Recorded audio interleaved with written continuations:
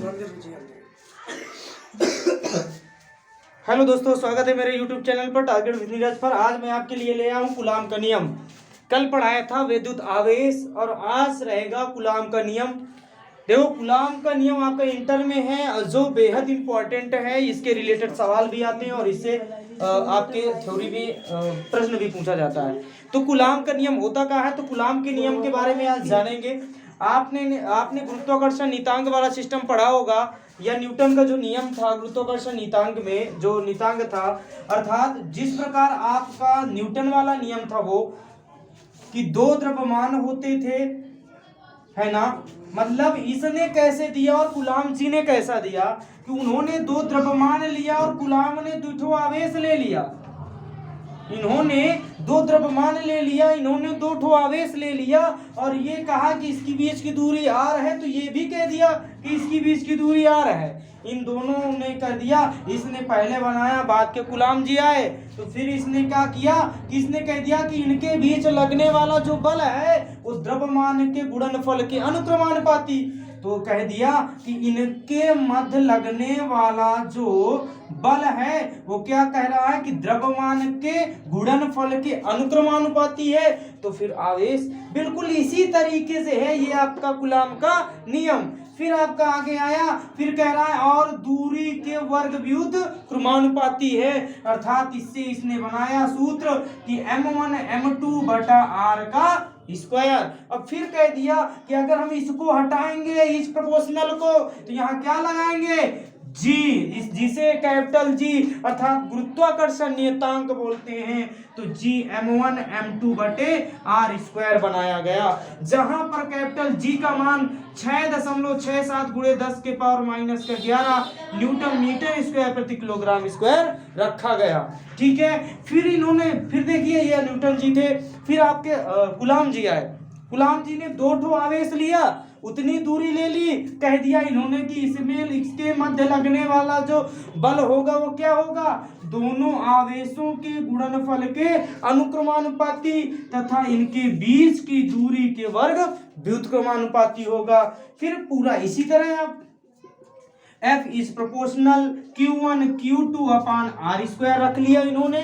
फिर इसके बाद क्या किया कि इन्होंने कहा कि इसका ये नीतांक कैपिटल जी है, इसने भी कर दिया कि F बराबर 1/4 pi epsilon not Q1 Q2 upon R square, इतना मान इसका रख दिया। किसका, यहाँ पर आपका जो नियतांक होगा, तो जहां 1/4 पाई एप्सिलॉन नॉट एक क्या है, नियतांक है, क्या है, एक नियतांक है, अर्थात इसकी वैल्यू फिर 9 गुणे 10 के पावर 9 इसका मान, फिर यहाँ पर 1/4 एप्सिलॉन नॉट का मान 9 गुणे 10 के पावर 9 हुआ।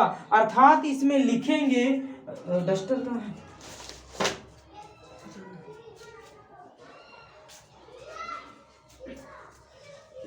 देखते हैं कैसे लिखेंगे। आप अगर इतना पढ़ लेंगे तो आपको लिखेंगे कैसे, लिखा सहित मैं बता रहा हूं कि यहां पे लिखना है कूलाम के नियमानुसार।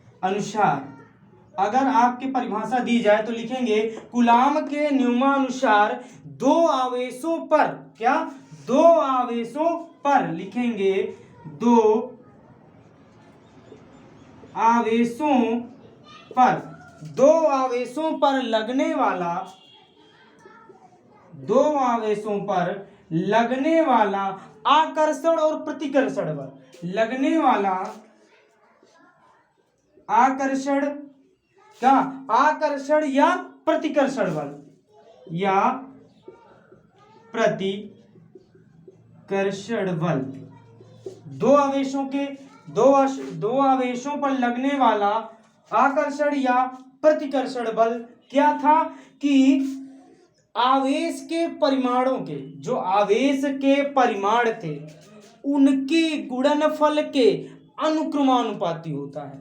क्या था कि आवेशों के, पहला यहां से हम पहले रखेंगे अगर आकर्षण या प्रतिकर्षण वाला बल, क्या था कि आवेशों के परिमाणों, आवेशों के परिमाणों के गुणनफल, आवेशों के परिमाणों के गुणनफल के अनुक्रमानुपाती, क्या अनुक्रमानुपाती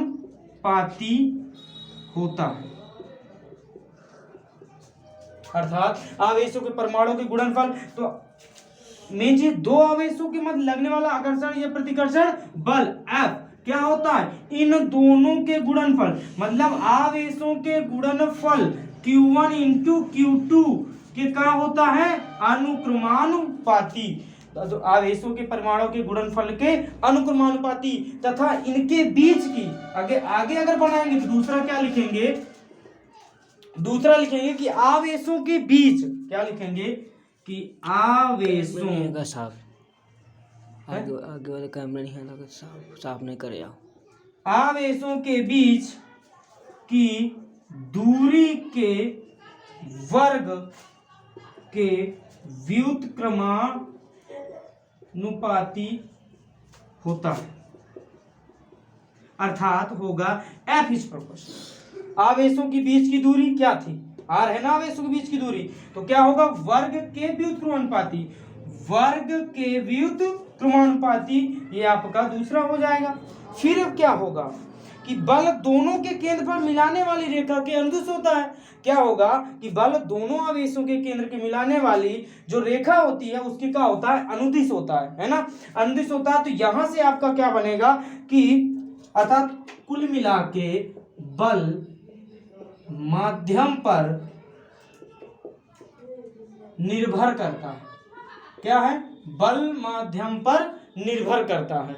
यहां से आपका मुख्यतः सूत्र बनेगा F is proportional Q1 Q2 बटा R स्क्वायर, जहां से आप यहां F बराबर जब आएगा तो यहां पर कह देंगे के Q1 Q2 अपान R स्क्वायर, जहां के एक नियतांक है।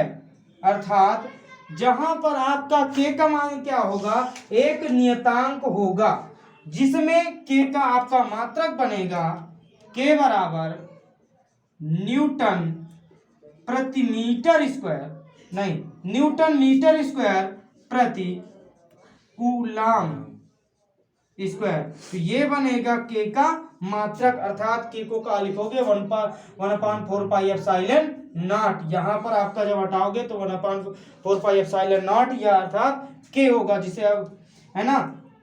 फिर इसके बाद निर्वात में अगर अर्थात के की वैल्यू रख लें, के का मान होगा क्या, 9 × 10 के पावर 9 न्यूटन मीटर स्क्वायर प्रति कूलाम स्क्वायर। इसका जहां के का मान क्या होगा, 9 × 10 के पावर 9 न्यूटन मीटर स्क्वायर प्रति coulomb square, newton metre square प्रति कूलाम स्क्वायर, है ना। 1/4 पाई एप्सिलॉन नॉट का भी मान इतना ही होता है, उसी की जगह हम क्या मान लेते हैं के, है ना। या फिर जब परावर्तांक भरा होता है तब यहाँ आपका के हो जाता है। तो आज आपके लिए इतना रहा। अब एक काम और यहाँ पर कह देंगे एप्सिलॉन नॉट क्या है, एप्सिलॉन नॉट है क्या, पहले बात ये समझिए। तो अगले वीडियो में हम जानेंगे एप्सिलॉन नॉट, एप्सिलॉन और एप्सिलॉन एम के मध्य संबंध, एप्सिलॉन नॉट, एप्सिलॉन और एप्सिलॉन एम के मध्य में संबंध क्या क्या होता है, तो इसके बारे में कल अध्ययन करेंगे। तो आज रहा ये कूलाम का नियम। कूलाम के नियम की परिभाषा आप कैसे देंगे, लिखेंगे कि दो आवेशों पर लगने वाला आकर्षण या प्रतिकर्षण बल आवेश के परिमाणों के गुणनफल के अनुक्रमानुपाती तथा उनके बीच की दूरी के व्युत्क्रमानुपाती होता है।